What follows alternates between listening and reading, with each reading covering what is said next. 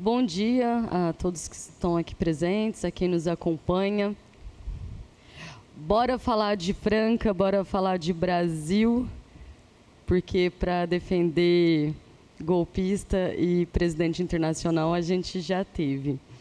E eu quero começar essa fala com um vídeo. Vou pedir para a técnica passar, por favor.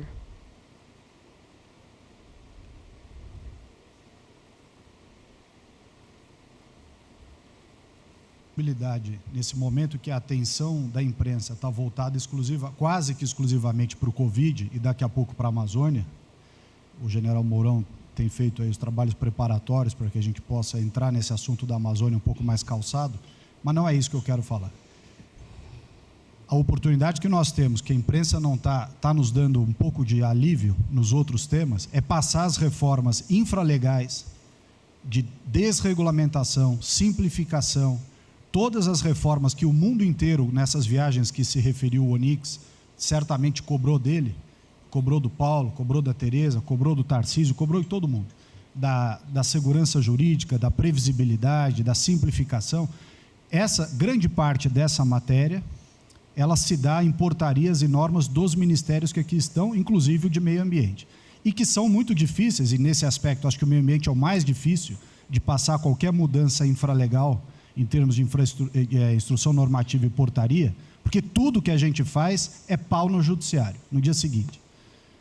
Então, para isso precisa ter um esforço nosso aqui, enquanto estamos nesse momento de tranquilidade no aspecto de cobertura de imprensa, porque só fala de Covid, e ir passando a boiada, e mudando todo o regramento, e simplificando normas, de IFAM, de Ministério da Agricultura, de Ministério do Meio Ambiente, de Ministério disso, de Ministério daquilo. Agora é a hora de unir esforços para dar de baseada a simplificação de regulatório que nós precisamos, em todos os aspectos, e deixar a AGU, o André não está aí, né?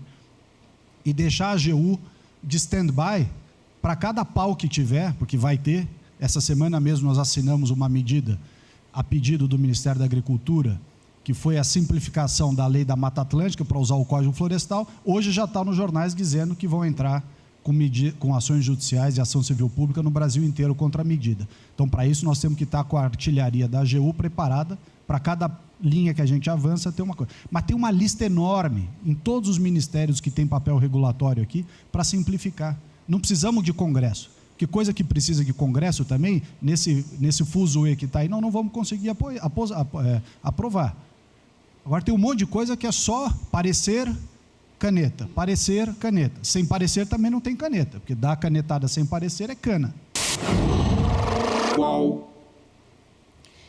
Para quem não se recorda, essa reunião foi do ex-presidente inelegível com os seus ministros na época. Esse que estava falando era o Ricardo Salles, ministro do Meio Ambiente, falando sobre um código, sobre alterações que já haviam vindo, que já vem tramitando há 21 anos.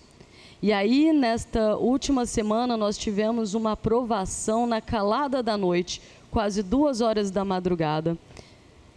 Depois deles terem destratado a ministra do Meio Ambiente das duas formas que aconteceu.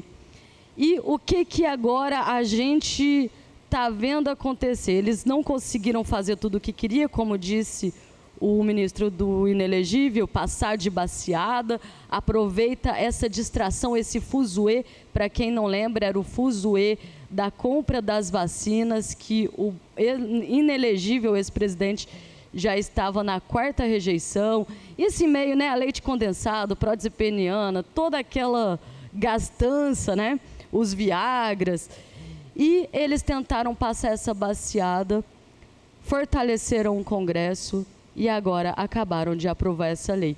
E o que isso impacta na nossa vida aqui em Franca, no nosso país?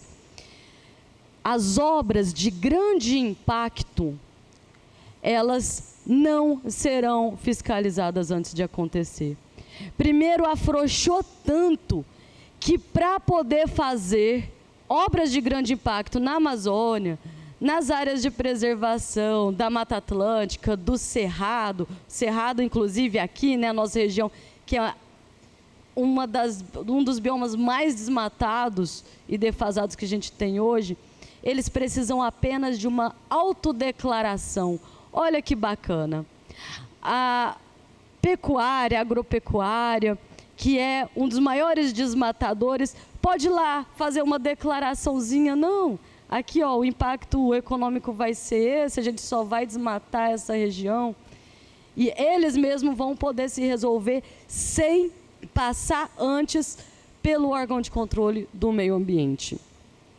Isso lembrando também que no governo do ex-presidente atual inelegível, ele cortou 71% do orçamento do IBAMA. Perdão. Então, aqui na nossa cidade, aqui na nossa região, todas as áreas preservadas, como que vai ser? Será que a nossa população está sabendo disso? Será que os senhores vereadores, né, meus colegas, aí os nobres pares, pelo menos os que estão aqui presentes nesse momento, vocês estão acompanhando? Qual que é o posicionamento de vocês disso? Porque, num futuro muito em breve, a gente vai ver esse impacto acontecer. Hoje o vereador Walker falou sobre os incêndios. A gente está no meio de uma crise climática em avanço, a gente precisa olhar para isso. E, ao mesmo tempo, a gente tem um Congresso passando esse tipo de lei que é para passar a boiada, como o ministro do inelegível quis. Em 2020, nós tivemos um ápice de 10.800, mais de 10.800 quilômetros quadrados da Amazônia devastado, sem controle nenhum. Agora a gente está vendo o que é todo esse calor, todo esse frio dessa mudança climática devido a esses desmatamentos, devido aos incêndios criminosos que são para limpar a área para grandes produtores. Então, venho chamar atenção para essa questão porque me preocupa muito com o nosso futuro, enquanto a gente deveria estar falando de reforçar as equipes para poder agilizar licenciamento, reforçar a estrutura, não. Eles simplesmente cortam a estrutura, simplesmente cortam o mínimo de transparência, um mínimo de regramento para que o nosso planeta continue existindo, nos favorecendo. Porque vamos lembrar que o planeta não precisa da gente, a gente precisa do planeta. Então, falar em segurança alimentar, falar em cuidar dos nossos espaços, dos nossos rios, porque tem um famoso ditado, um famoso provérbio indígena que diz que quando a última árvore for cortada, quando o último peixe for pescado, quando o último rio for poluído, as pessoas verão que dinheiro não se come. E a gente já está chegando nessa situação de uma extrema fome, um avanço da crise climática, e estamos permitindo... Uma parte. Pode falar, vereador. Rapidamente, Marília, eu quero parabenizá-la pela fala, pelo discurso. Dizer que eu tenho a honra de ter apoiado o deputado Nilton Tato, que é um ambientalista, membro da Comissão de Meio Ambiente da Câmara dos Deputados e um lutador com relação às causas ambientais. E o que aconteceu no Congresso Nacional é uma coisa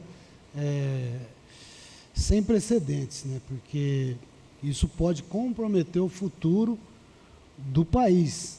E o Brasil é tratado como se fosse o pulmão do mundo. Sim. Então, esse tipo de situação que o Congresso está abrindo essas portas para que ilícitos possam ser cometidos contra o meio ambiente, em troca da ganância de alguns produtores. Então, que a gente não pode nem considerar como produtores, pode ter que considerar como criminosos, né? Então, parabéns pela fala e tomara que o presidente Lula vete urgentemente esse projeto aí. Obrigada pela sua participação, Gilson, porque é exatamente isso. A gente tem uma responsabilidade direta nesse tipo de alteração de código.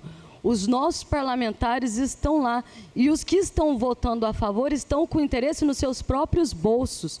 E aí eu falo por conta, enfim, nem vou entrar nessa questão, né, das taxações de grandes fortunas aí, muita gente se condoeu aqui achando que é parte desses milionários, bilionários, né? Mas o que eu trago é essa reflexão e essa cobrança mesmo para que a gente converse com esses parlamentares e nas próximas vezes a gente se posicione, né? Porque depois que passa é fácil ignorar, falar, não fui eu, mas faz parte da base de muitos aqui. Gostaria de aproveitar para encerrar, falar da Noite da Mulher Negra Latino-Americana e Caribenha, que é dia 25. Comemoraremos aí dia 23, quarta-feira, com a presença da deputada Mônica Seixas. Então, fica o convite, 6h30, aberto ao público. E, para encerrar mesmo, agora prometo, 30 segundos, perdão, eu estou com uma alergia. Queria falar para o vereador que me mencionou mais cedo sobre as postagens. Leva para o coração não, vereador, porque eu não controlo e nem pretendo controlar, né, os comentários feitos. E foi falado, aquilo lá é uma postagem sobre a questão do Trump, não é competindo falta de graça, né? Mas não vou controlar, não fico aí medindo quem comenta a favor ou contra, né? Acho que a democracia é isso. E quanto a aprender, eu acho que é isso, né? Bandido bom é bandido preso e depois ressocializado. Então, todos aí que tiverem que cumprir suas penas por uma tentativa de golpe desde o pós-eleição, desde a eleição, né? Já vi aí essas questões. Então, que aprendam, né, que a nossa lei, ela chega para todos. Ninguém está acima da lei, né? Então, muito obrigada.